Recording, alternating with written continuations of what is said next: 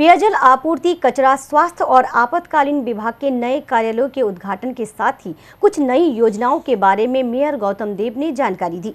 सिलीगुड़ी नगर निगम के नए कार्यालयों का बुधवार को उद्घाटन किया गया।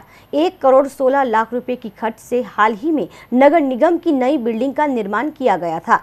उस बिल्डिंग में ही नए कार्यालयों का बुधवार को मेयर गौतम देव ने उद्घाटन किया।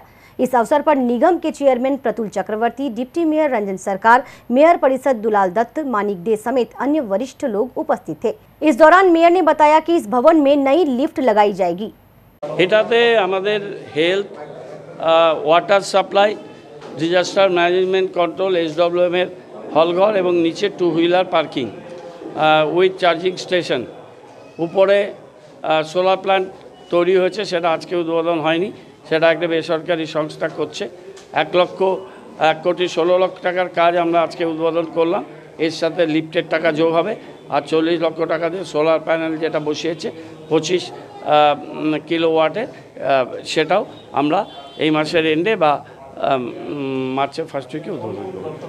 জল থাকবে, স্বাস্থ্য থাকবে, SWM এর তাদের মিটিং হল একটা থাকবে, অন্য মাল্টিপারপাস ইউজারও হবে এবং ডিজাস্টার ম্যানেজমেন্ট কন্ট্রোল রুম থাকবে।